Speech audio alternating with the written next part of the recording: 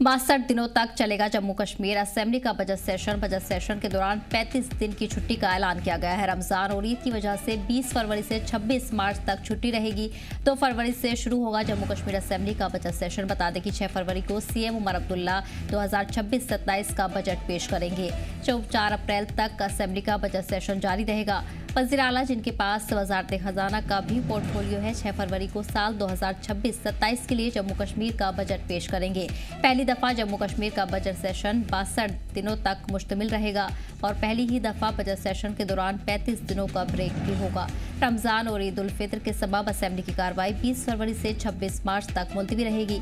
Jammu Kashmir assembly secretariat की जानिब से मौजूदा असेंबली के 5वें इजलास कैलेंडर के मुताबिक बजट इजलास का आगाज 2 फरवरी को एलजी के खिताब से होगा। 3, 4, 5 फरवरी को मोशन ऑफ थैंक्स के तहत एलजी के खिताब पर मेंबरान और आखिर में सीएम उमर बात करेंगे। 6 फरवरी को बजट पेश होगा। 7, 9 और 10 फरवरी से बजट पर चर्चा होगी। वहीं 11 से 19 फरवरी तक ग्रांट की डिमांड के लिए फिक्स किया गया है। 20 फरवरी से 26 मार्च तक रमजान और ईद की छुट्टी रहेगी। 27 मार्च को दोबारा असेंबली की कार्रवाई शुरू होगी। इसी के साथ 28 मार्च को गवर्नमेंट बिजनेस बिल पेश किया जाएगा। 31 मार्च और 2 अप्रैल प्राइवेट मेंबर रिजोल्यूशन के लिए खास होगा। 30 और 1 अप्रैल को प्राइवेट मेंबर बिल पेश किए जाएंगे। इसी के साथ 4 अप्रैल तक असेंबली की कार्रवाई जारी रहेगी।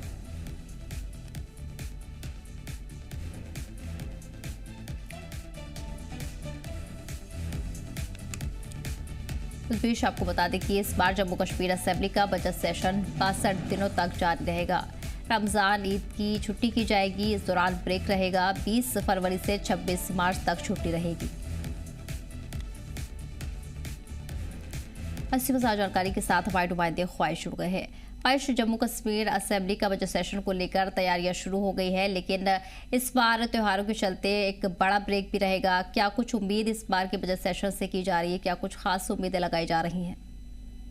देखिए, बजट पे तो सबकी नजर रहती ही है, क्योंकि क्या प्रदेश को मिलने वाला है, सरकार की क्या प्लानिंग है, किस तरह से कामकाज लोगों को किए जाएंगे और क्या पाइपलाइन में रहने वाला है, इसको लेकर सबकी नजरें जो है वो रहती हैं। इवन की जो सरकारी मुलाजिम है उनकी भी रहती हैं, डेली वेजेस कैजुअल लेबर है उसकी भी रहती है, युवाओं की रहती है, जो कि कहीं ना कहीं सरकारी नौकरियों की तरफ जिसका रुझान होता है कि क्या इस बजट में नौकरियों को लाने के लिए, नौकरियां पैदा करने के लिए कोई प्रोजेक्ट जो है वो लाए जाएंगे या फिर निजीकरण की तरफ या फिर इंडस्ट्री सेटअप की तरफ जो है वो जोर लगाया जाएगा।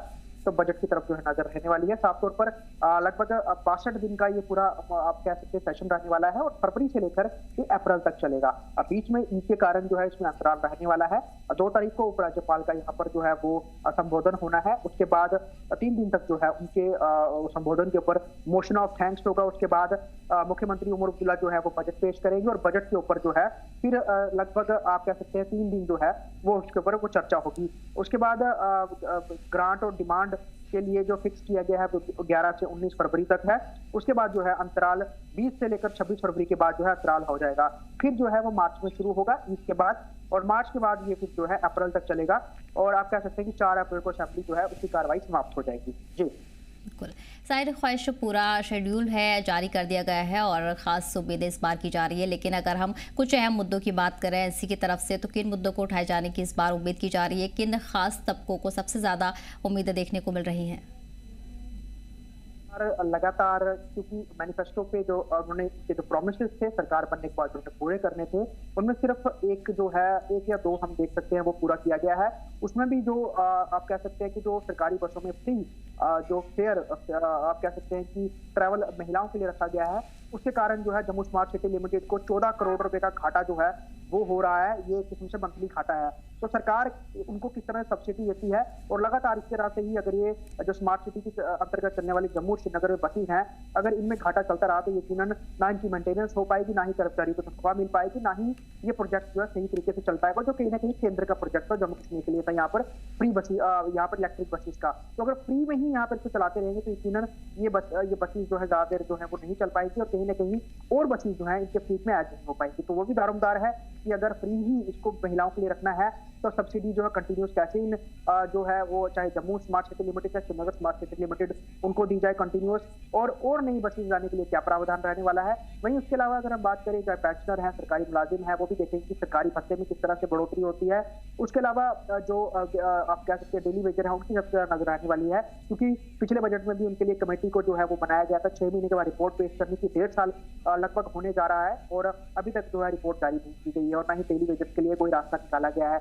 उनका मुद्दा बहुत बड़ा बना हुआ है। उसके अलावा पैरेलली अगर हम बात करें, बिजली की यूनिट्स जो हैं वो फ्री नहीं की गई हैं, सिलेंडर जो हैं वो मुफ्त नहीं दिए गए हैं। तो जो मैनिफेस्टो में किए गए वादे हैं वही सरकार अभी तक पूरा नहीं कर पाई है और दूसरे बजट जो है वो अब्दुल्ला पेश करने के लिए जो है वो तैयार है और बजट बनाने की कवायद में लगे भी हुए हैं। ऐसे में लोगों की नजर यही है कि आगे का नया आपने क्या देना है, क्योंकि लगातार सरकार ये कहती है कि पैसे की कमी है, फंड्स की कमी है।